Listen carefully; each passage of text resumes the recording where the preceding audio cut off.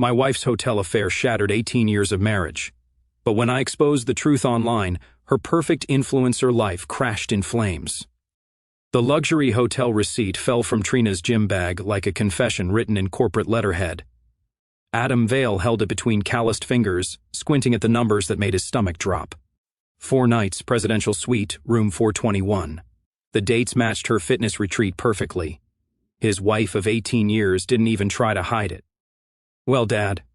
Sierra appeared in the kitchen doorway, backpack slung over her shoulder. "Mom's already gone," she said. "You drive me to school." Adam folded the receipt and slipped it into his work shirt pocket. "Yeah, kiddo. Give me 5 minutes." The sanitation truck idled outside, Joey Russo already behind the wheel, tapping his wedding ring against the steering wheel in that nervous way he had since getting out of county lockup. 3 years clean, 2 years divorced, and still jumpy as heck. "You look like someone pissed in your coffee," Joey said as Adam climbed into the passenger seat. Something like that. They drove their route in silence until Joey couldn't stand it anymore. "Your trophy wife giving you grief again?" Adam almost laughed. Trophy wife? That's what Joey called Trina, though he'd seen through her years ago. Most people did eventually, except Adam. He'd been the last to know, apparently. "Joey, you ever been to the Ocean Tide Hotel, that fancy place downtown?" "Heck no." "Why?" Adam pulled out the receipt. Joey whistled low. "Crap, brother. Your wife's either winning the lottery or—" "Yeah, you sure about this?" Adam folded the receipt again, studying the printed details. The room number was burned into his retinas now, 421. "I'm sure." They finished the route in record time. Joey dropped Adam at his truck, a battered Chevy that Trina constantly complained about. "You want backup?" "For what?" "For whatever you're planning to do with that receipt." Adam started the engine. "I'm just going to ask her about it." Joey snorted. "Right. Call me when you need bail money." The Ocean Tide Hotel smelled like money and lies. Adam had never been inside before, but he could see why Trina chose it. Everything was marble and gold accents, the kind of place that made sanitation workers feel like intruders just by existing. The elevator climbed to the 4th floor with a whisper. Adam's heart hammered against his ribs as he walked down the carpeted hallway, following the brass room numbers, 417, 419, 421. He pressed his ear to the door. The sounds inside made his vision blur red, his wife's voice, breathless and eager in a way she hadn't been with him in years, a man's voice, commanding and confident. Adam tried the door handle. Unlocked. The presidential suite was everything the receipt promised. Floor-to-ceiling windows, king-sized bed with Egyptian cotton sheets, champagne bucket on ice, and his wife, naked and tangled with a man Adam didn't recognize. Dark hair, expensive watch, the kind of confident smile that belonged to someone who'd never doubted his place in the world. "What the heck?" The man started. Trina screamed, not from surprise, from anger at Adam. "How dare you? Get out! Get out!" The man, Leo, according to the hotel bathrobe hanging nearby, scrambled for his pants. "Look, pal, I think there's been a misunderstanding." Adam's fist connected with Leo's jaw before the words finished forming. Leo stumbled backward, caught the edge of the champagne bucket, and they both went down in a tangle of limbs and ice cubes. It wasn't like the movies. There was no choreography, no clever one-liners, just 2 middle-aged men rolling around on marble tiles, throwing awkward punches and grunting like animals. "Stop it!" Trina shrieked. "Someone call security." Leo managed to scramble away, holding his shoulder. "You're insane. I'm calling the police." "Call them," Adam gasped. "I'd love to hear you explain this." But Leo was already on his phone, and hotel security arrived within minutes. 2 guards who looked like former bouncers, followed by Baltimore PD. Adam found himself face down on the marble floor, hands zip-tied behind his back. "He attacked us." Trina had thrown on Leo's shirt, playing the victim perfectly. "He broke in here and assaulted my friend." "Friend?" Adam laughed, tasting copper. "Is that what we're calling it?" The cops weren't interested in marital drama. They saw a sanitation worker in a luxury hotel suite and drew their own conclusions. Adam spent the night in a downtown holding cell, listening to drunks and dealers complain about their lot in life. He fit right in. The rain started just as Adam walked out of the police station. His truck was still in the hotel parking lot, but that seemed like the least of his problems. When he pulled into his own driveway 6 hours later, the locks had been changed. His house key turned in empty air. A note was taped to the front door in Trina's flowing handwriting. "Adam, Your behavior last night was unacceptable and dangerous. I've filed for a restraining order. Do not contact me. Do not come here. I've called my attorney. T. Adam sat in his truck for 20 minutes, watching neighbors peek through their curtains. The Hendersons next door had their morning coffee and a front row seat to his humiliation. He could already imagine the phone calls spreading through the neighborhood like wildfire. His phone buzzed. Joey, heard you made the morning news, brother. What? Local news picked up the police blotter. Sanitation worker arrested in hotel assault. They didn't name you, but anyone with half a brain can figure it out. Adam leaned his forehead against the steering wheel. I'm screwed, maybe. Or maybe you're finally awake. Joey pulled up 20 minutes later with a bag of clothes and a gas station sandwich. You can crash at my place until you figure this out. I can't. Yes, you can. And you will, because sitting in your truck feeling sorry for yourself isn't going to fix anything. They drove to Joey's apartment in silence. It wasn't much, a one-bedroom above a laundromat. But it was clean and honest. No marble floors or Egyptian cotton lies. You want to talk about it? Joey asked, cracking open 2 beers. Adam pulled out the hotel receipt. Look at the back. Joey flipped it over. In small print at the bottom was Leo's full name, Leonardo Drummond, and what looked like some kind of member code. So, now I know who he is. And what are you going to do with that information? Adam took a long pull of his beer. I have no idea. The Baltimore Public Library had computers and internet access for free. Adam had never considered himself good with technology, but desperation was a powerful teacher. Within 2 hours, he'd learned more about Leonardo Drummond than Leo probably remembered about himself. Age 41, hotel manager at 3 locations including the Ocean Tide, divorced twice, no kids, owned a condo downtown, a beach house in Rio, and 2 rental properties in the suburbs. Clean credit, multiple business partnerships, and a trail of civil lawsuits from former employees claiming harassment. Interesting reading. Adam looked up to find Joey standing behind him with 2 cups of coffee. Guy's a serial philanderer, Adam said. This isn't his first time. No surprise there. What's the plan? I don't have a plan. I just want to understand what I'm dealing with. Joey sat down at the next computer. You mind if I do some digging of my own? Go ahead. Joey's fingers moved across the keyboard with surprising skill. You learn a lot in county lockup, he explained, including how to find public records. 10 minutes later, Joey whistled. Your boy Leo's got some interesting business partnerships. Look at this. The screen showed a property deed. One of Leo's rental houses was co-signed by someone named Patricia Marsh. The address was familiar. It was where Trina's sister lived. Small world, Adam muttered. Get smaller. Look at this. Another document. A business license for Wellness Coaching Solutions, LLC. Partners, Trina Vale and Patricia Marsh. Incorporated 6 months ago. Adam stared at the screen. She started a business with your money. I'm betting you pay the household bills, right? Frees up her income stream for side projects and side men. That too. Adam printed everything. The paper trail told a story of planning and deception that went back months, maybe years. This wasn't a spur-of-the-moment affair. This was a long-term strategy. You know what this means? Joey asked as they walked back to his truck. That I'm an idiot. That she's been planning to leave you for a while. Which means she's been sloppy. People who plan that far ahead usually leave evidence. Adam's phone buzzed. A text from Sierra. Dad, can we talk? Meet me at Mario's diner after school. My daughter wants to see me. Joey nodded. Good. Kids see everything adults think they're hiding. Sierra looked older than 17, sitting in the corner booth at Mario's diner. She'd inherited Adam's dark eyes and stubborn chin, but her mother's ability to keep secrets, until now. Dad, I need to tell you something. Adam slid into the opposite seat. Shoot. Mom's been talking to her friends about you, saying things. What kind of things? Sierra pulled out her phone. She didn't know I could hear her calls, but sound carries in our house. She played a voice memo. Trina's voice came through the speaker, sharp and dismissive. Adam's so pathetic. He thinks this marriage still means something. I'm just waiting for the right moment to pull the trigger. Adam's coffee turned to acid in his stomach. There's more, Sierra said. She scrolled through her phone.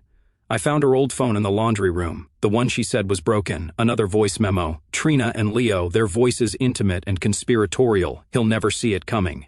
18 years of marriage and he still thinks I'm faithful. It's almost sad. Leo's voice. When are you going to tell him? I'm not. I'm going to make him find out. Let him think it's his fault somehow. Easier that way. Adam set down his coffee cup with shaking hands. How long have you known about Leo? 3 months. About Mom planning to leave you. Longer. Why didn't you tell me? Sierra's eyes filled with tears. Because I hoped I was wrong. Because I wanted to believe Mom wouldn't really do this to you. To us. They sat in silence for a moment. Around them, the diner hummed with normal life. Families having dinner, teenagers on dates, old men arguing about sports. Adam felt like he was watching it all through bulletproof glass. What are you going to do? Sierra asked. I don't know. Whatever it is, I want to help. Adam looked at his daughter. Really? He looked at her. When had she become so grown up? When had she started seeing the world clearly while he'd been stumbling around blind? I might not be the good guy in this story, he warned. Mom stopped being the good guy a long time ago. Adam spent 2 days thinking about what Sierra had shown him. 2 days of sleeping on Joey's couch, ignoring calls from Trina's lawyer, and staring at the evidence spread across the coffee table like pieces of a puzzle. The voice recordings, the business documents, the hotel receipts, because there had been more than one, Sierra discovered. A whole paper trail of betrayal and calculation. You're going to sit on this forever? Joey asked on the 3rd morning. I'm thinking. Think faster. Every day you wait is another day she controls the narrative. Joey was right. By now, half the neighborhood probably thought Adam was an abusive husband who'd snapped and attacked his wife's innocent friend. The other half were just waiting for more gossip. Adam made his decision over instant coffee and stale donuts. I need to borrow your computer. What for? To tell the truth. The email list was easy to compile. Trina's family, her business partners, her social media followers, all the people she'd been performing for over the years. Adam wrote a simple message. I'm attaching some audio files. I think you should hear. Make your own judgments. Adam Vale. No accusations, no explanations, just evidence. He hit send and waited. The response was immediate. His phone started buzzing within minutes. Trina's sister, Patricia, called first. Adam, what the heck is this? What does it sound like? It sounds like my sister destroying her marriage for some hotel manager. That's exactly what it is. Patricia was quiet for a long moment. I'm sorry. I didn't know it was this bad. Neither did I. One by one, the calls came in. Trina's workout partners, her book club friends, even her mother. Some were supportive, others just wanted gossip. All of them had heard Trina's voice on those recordings, casual and cruel in a way that couldn't be explained away. Adam's phone rang. Trina screaming before he could say hello. How dare you? Those are private conversations. Private? You were planning my humiliation in our own house. You had no right. I had a right. You want to destroy our marriage? Fine, but you don't get to control how the story gets told. She hung up. 20 minutes later, Joey got a call from his cousin who worked at the hotel. Your boy Leo just got suspended pending investigation. Apparently, someone sent those audio files to his boss, too. Adam felt something he hadn't experienced in years, satisfaction. Adam was eating breakfast at Joey's when Sierra called. Dad, something's wrong with Mom. What do you mean? She collapsed at the hotel. They took her to the hospital. Adam found himself running red lights to get to Baltimore General. Joey riding shotgun and muttering about cardiac events and stress-induced medical emergencies. They arrived to find Sierra in the waiting room, looking scared and younger than her 17 years. The doctors say it's some kind of stroke, she explained. But not a regular one.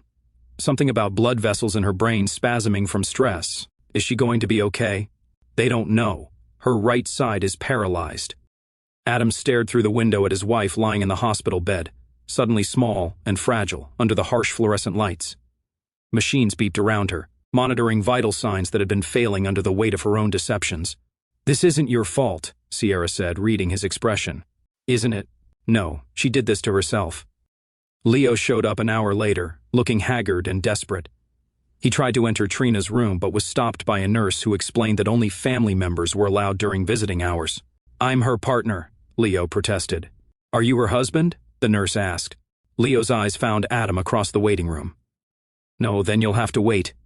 Adam watched Leo pace the hallway like a caged animal. Without Trina conscious to direct the narrative, Leo looked lost, uncertain. The confident hotel manager was gone, replaced by a middle-aged man realizing he'd been playing a game with real consequences. "Dad." Sierra touched his arm. "The doctor wants to talk to you." Dr. Williams was a tired-looking woman in her 50s who'd probably delivered bad news to thousands of families. "Mr. Vale, your wife's condition is stable but serious. The vasospasm has caused temporary paralysis on her right side. With therapy, she may regain most function, but recovery will take months, possibly years." "What caused it?" "Extreme stress can trigger these episodes." "Has your wife been under unusual pressure lately?" Adam almost laughed. "You could say that." "We'll need to discuss long-term care options, physical therapy, speech therapy, occupational therapy. The insurance situation is complicated." "How complicated?" "Well, Mrs. Vale isn't listed as the primary on your policy. You are, which means any major medical decisions will require your authorization." Adam felt the ground shift beneath his feet. All those insurance forms he'd signed over the years, all the paperwork Trina had handed him without explanation. She'd been so focused on planning her exit strategy that she'd forgotten about the safety net he'd been providing all along. The divorce papers arrived by courier while Adam was visiting Trina in the hospital. She couldn't speak clearly yet, but her eyes tracked him as he entered the room. "Hello, Trina." She tried to say something. It came out as a garbled whisper. "I got your lawyer's papers," Adam continued, settling into the bedside chair. "Interesting reading. You're asking for half of everything, spousal support and exclusive use of the house." Trina's left hand clenched into a fist. "The thing is, I've been doing some paperwork of my own. Turns out that business you started with your sister, the one you funded with money from our joint accounts, that's going to be a problem." He pulled out a folder. "I've also been talking to a lawyer, free consultation down at Legal Aid. Learned some interesting things about Maryland divorce law." Adam opened the folder and showed her the first document. "This is a forensic accounting report. Shows exactly where our money went over the past 2 years. Thousands of dollars transferred to your business account. Dozens of charges at high-end hotels and restaurants. All while I was paying the mortgage, utilities, and insurance." Trina's eyes widened. "Here's the thing about adultery in Maryland," Adam continued. "It affects property division, especially when marital assets were used to support the affair." He showed her another document. "And then there's this. Remember all those insurance forms you had me sign? The ones where you said I needed to be the primary because of my employer coverage? Well, that means I get to make medical decisions if you're incapacitated." Trina tried to sit up, panic flashing across her face. "Relax. I'm not going to pull the plug or anything, but I am going to make sure you get exactly the level of care your behavior has earned." Adam stood up. "Your boyfriend Leo was here yesterday. Did you know he's been suspended from his job? Something about inappropriate relationships with guests. Apparently the hotel takes that kind of thing seriously." He walked toward the door, then paused. "Oh, and Trina, I'm keeping the house." 3 weeks after Trina's stroke, Leo was waiting in the hospital parking lot when Adam left physical therapy visiting hours. "We need to talk," Leo said. "No, we don't." "You think you're so smart, don't you?" Leo stepped closer, and Adam could smell alcohol on his breath. "Playing the victim, manipulating everyone." "Manipulating?" Adam laughed. "I just told the truth. You destroyed my career, my reputation. You did that yourself when you decided to sleep with my wife." Leo's punch was telegraphed and sloppy. Adam sidestepped it easily, grabbed Leo's wrist, and used his momentum to slam him face first into the side of a parked car. The car mirror shattered against Leo's nose with a satisfying crunch. "You broke my nose," Leo gasped. "You broke my marriage." 2 men emerged from a nearby SUV, friends of Leo's by their matching gym clothes and aggressive postures. They started toward Adam with the confidence of people who'd never been in a real fight. Adam had been training at Joey's boxing gym for 3 weeks. Nothing fancy, just basic combinations and footwork, but it was enough. The first guy swung wild and high. Adam ducked under, came up with an uppercut to the solar plexus that dropped him like a sack of cement. The second guy hesitated just long enough for Joey to appear out of nowhere with a tire iron. "Problem here?" Joey asked. The second guy suddenly remembered he had somewhere else to be. Leo was still leaning against the car, holding his nose. "This isn't over." "Yes, it is," Adam said. "Your hotel suspended you. Trina's in rehabilitation. Your little party is finished." "I'll sue you for assault." Adam gestured toward the hospital security cameras. "Go ahead. I'm sure they recorded you throwing the first punch." Leo stumbled away, his friends helping him toward their SUV. Adam watched them leave, feeling oddly calm. Nice right hook, Joey observed. Thanks. How did you know to show up? Sierra called me. Said she was worried about you. Adam looked up at the hospital windows, wondering if his daughter was watching. She'd been worried about him. When had he become someone worth worrying about? The confrontation might have ended there, but Leo made a critical mistake. Instead of quietly licking his wounds, he decided to fight back through social media. His Instagram post went live the next morning. A photo of his bandaged nose accompanied by a long caption about psychotic husbands and unprovoked attacks. He tagged the hotel, several local businesses, and even Trina's personal account. It backfired spectacularly. Within hours, the comment section filled with people who'd heard Trina's leaked audio recordings. They posted screenshots of her voice messages, shared stories about Leo's inappropriate behavior at the hotel, and dissected every detail of the affair with the ruthless efficiency of the internet. Someone created a TikTok using Trina's voice, saying he thinks this marriage still means something, over a video of sad-looking husbands. It got 2 million views in 24 hours. Adam watched the digital wildfire spread from Joey's laptop, fascinated and horrified in equal measure. This is insane, he muttered. This is justice, Joey corrected. 20 years ago, guys like Leo could destroy marriages and move on to the next victim. Now everything's permanent. Adam's phone rang. A reporter from the Baltimore Sun wanted to interview him about the viral adultery case. He declined. Another call, a producer from a daytime talk show. He declined. A literary agent who specialized in true crime memoirs. He declined. You know you could make money off this, Joey pointed out. I don't want money. I want my life back. Then stop answering the phone and let them move on to the next scandal. But the scandal had legs. Leo's hotel fired him completely after the social media disaster. Trina's fitness influencer sponsors dropped her. Even the rehabilitation center where she was staying asked Adam to consider alternative arrangements due to the media attention. Adam found himself in an impossible position, the reluctant center of a story he'd never wanted to tell. Sierra's solution came from an unexpected source, her high school's annual student speech competition. The theme was truth and consequences, and she'd been selected to represent her class. I want to talk about betrayal, she told Adam over dinner at Mario's diner. Not naming names, but talking about what happens when people choose selfishness over family. That's a heavy topic for a school speech. It's a heavy topic for a family. Adam watched his daughter organize her thoughts, scribbling notes on napkins. When did she become so articulate, so focused? What's your point going to be? That truth always comes out eventually, and when it does, the people who were honest from the beginning are the ones left standing. The speech competition was held in the school auditorium on a Thursday evening. Adam sat in the back, trying to be invisible, but recognizing several neighbors and family friends in the audience. Word had gotten around about Sierra's topic. When her turn came, Sierra walked to the podium with quiet confidence. She looked out at the audience for a moment, then began. My generation gets called a lot of things, entitled, naive, idealistic. But there's one thing we understand better than most adults: the internet is forever.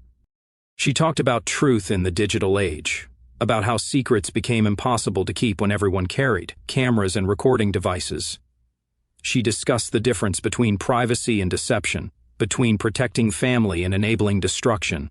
She never mentioned names, never gave specific details, but everyone in the audience knew exactly what she was talking about.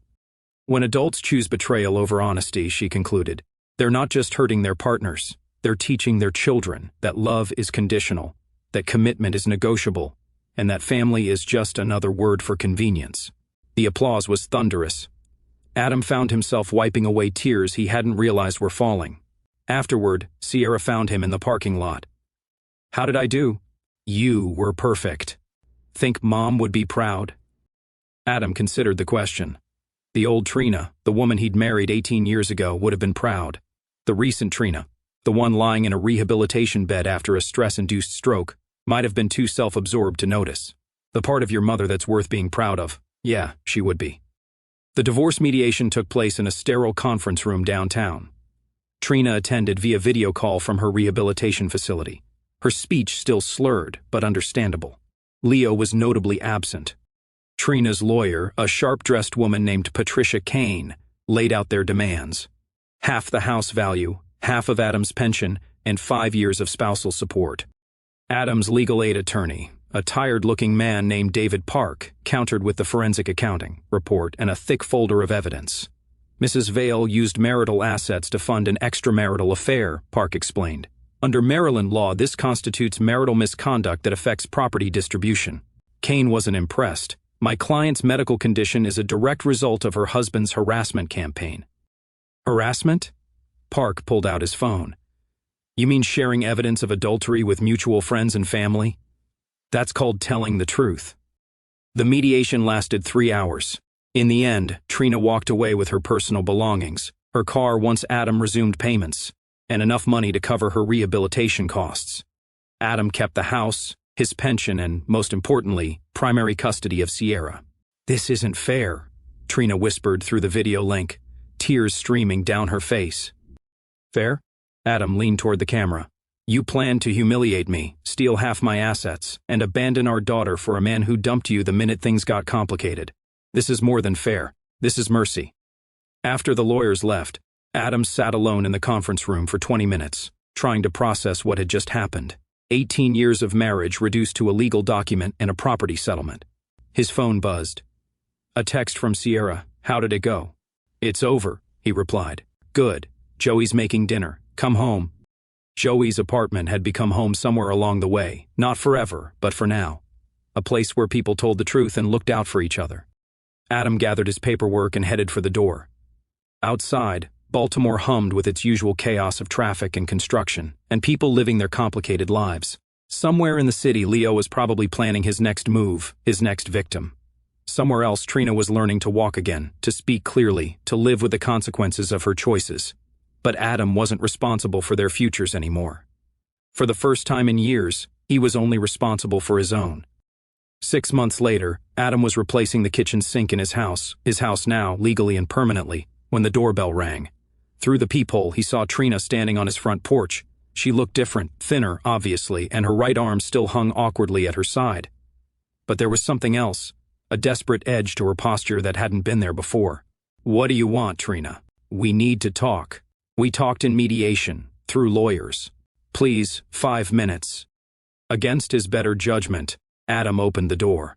Trina walked into the living room she'd once redecorated 3 times, looking around like a tourist in a foreign country. The place looks good, she said. Thanks. I heard you're dating someone. Adam didn't respond. His personal life wasn't her business anymore.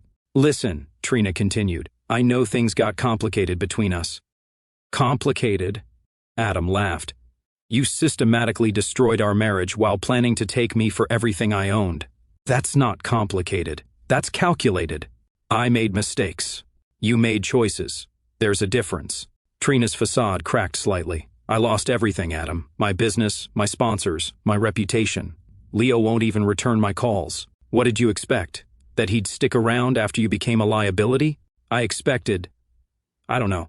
I thought people would understand that marriages sometimes just don't work out. Marriages don't work out. Adultery is a choice. They stood in silence for a moment. Outside, Adam could hear his neighbors, the Hendersons, working in their garden, living their normal, honest lives. What do you want? Adam asked again. I want to come home. The words hung in the air like smoke. Adam stared at his ex-wife, this woman who'd shared his bed for 18 years, who'd given birth to his daughter, who'd planned his humiliation with clinical precision. Home, he repeated. We could try again, go to counseling. I'm different now. You're different because you got caught, and because your boyfriend abandoned you, and because nobody wants to sponsor a fitness influencer who can barely use her right arm. Trina's face flushed. That's cruel. It's honest. Something you might want to try sometime. I'm trying to apologize. No, you're not. You're trying to find someone to take care of you now that your exit strategy fell apart. Trina's composure finally shattered completely. You smug son of a bitch. You think you won? You think destroying my life makes you the good guy? I didn't destroy your life.